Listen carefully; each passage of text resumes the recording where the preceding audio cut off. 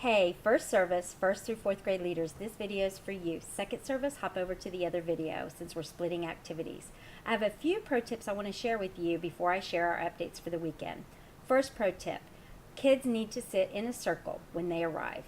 You need to sit down with them. There are small carpets, brown carpets now, and we want to make sure you do not have more than 6 to 8 kids in your group when there's additional leaders.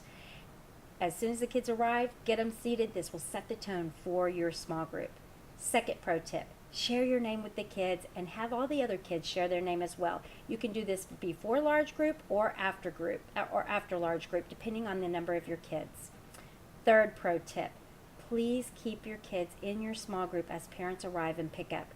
This is super important because we've added so many more kids that we are needing to do this not for safety reasons, so that we don't have anybody get injured, and for second reason is so that we can set the tone for the next group that's coming in for second service. It's been a little chaotic because we've had so many kids, and I really want to see if we can tone that down a little bit. All right, let's get started. We've been talking about wisdom for the whole month of August. Wisdom is finding out what you should do and doing it. We're going to be diving into Proverbs chapter 3 verses 5 and 6, where again we see another of Solomon's proverbs, where he talks about how trusting God's plan is way better than trusting our own. Our bottom line this week is, if you want to be wise, trust God to give you wisdom.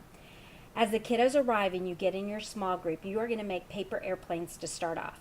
What we're going to do is you're going to have paper. Not only are they going to make the airplanes, they have to put their names on the airplanes, and then we want them decorated. We're going to judge which airplanes were the best decorated at the end of class. You can have a little race with them on the side of your small group with the airplanes, but they must put them against the wall before they come to large group, and they will not get them out because I think they'll be a distraction. All right, after that, after large group time, we're going to come back in and we'll have one activity this week. The activity is called Wisdom Toss. You will have treasure chests in your box that look like this. You will divide your group up into 2 teams. 2 treasure chests for each team, and you will have bean bags.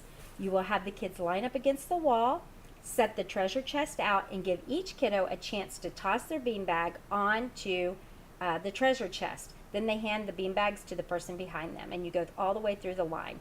Add up the points and see which team gets the most points. After that, you're going to sit back down in your small group.